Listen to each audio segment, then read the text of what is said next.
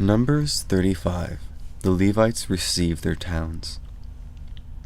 On the flatlands of Moab, the Lord spoke to Moses. It was by the Jordan River across from Jericho. The Lord said, "Command the people of Israel to give the Levites towns to live in. The towns must come from the shares of the land the people will have as their own. Also give the Levites the grasslands that are around the towns. Then the Levites will have towns to live in. They will also have grasslands that are for their cattle, flocks, and all of their other livestock. The grasslands that are around each town you give them will go out to 1,500 feet from the town wall. Outside each town, the east side will measure 3,000 feet. The south side will measure 3,000 feet. The west side will measure 3,000 feet. And the north side will measure 3,000 feet.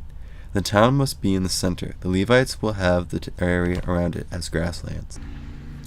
Cities to go to for safety. 6 of the towns you give the Levites will be cities to go to for safety. A person who has killed someone can run to one of them. Also give the Levites 42 other towns. You must give the Levites a total of 48 towns. Also give them the grasslands that are around the towns.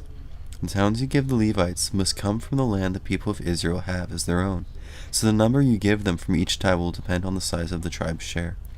Take many towns from a tribe that has many, but take only a few towns from a tribe that only has a few. Then the Lord spoke to Moses. He said, "Speak to the people of Israel. Tell them, you will soon go across the Jordan River. You will enter Canaan. When you do, choose the cities to go to for safety. People who have killed someone by accident can run to one of those cities. They will be places of safety for them. People will be safe there for those who want to kill them.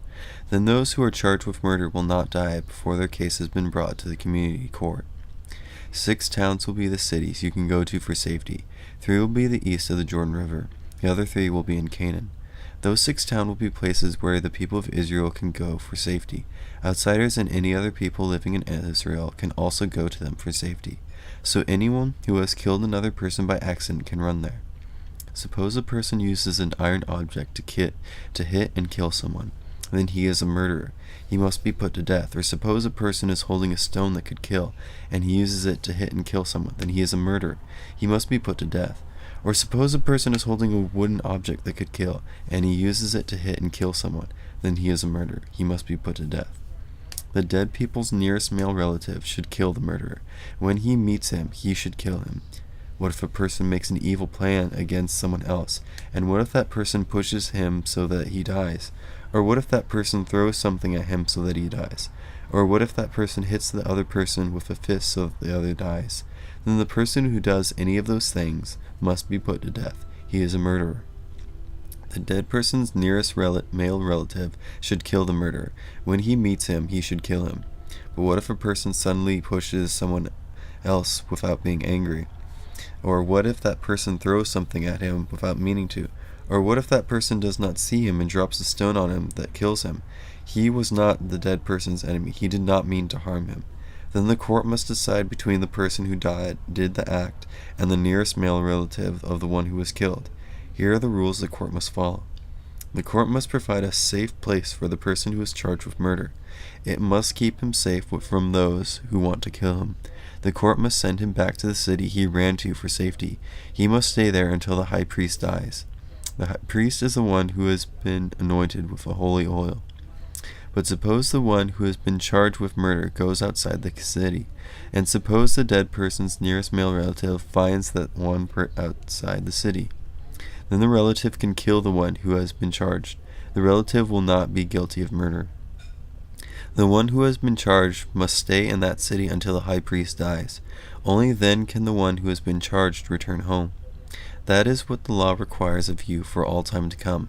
It will apply to you no matter where you live. Suppose a person kills someone. That person must be put to death as a murderer, but do it only when there are witnesses who can tell what happened. Do not put anyone to death if only one witness tells what happened. Do not accept payment for a murderer's life. He should die. He must certainly be put to death.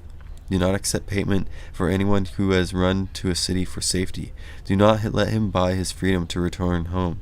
He must not go back and live on his own land before the high priest dies. Do not pollute the land where you are. Murder pollutes the land. Only one thing can pay to remove the pollution in the land where the murder has been committed. The blood of the one who spilled another's blood must be spilled. So do not make the land where you live unclean. I live there too. I live among the people of Israel. I am the Lord.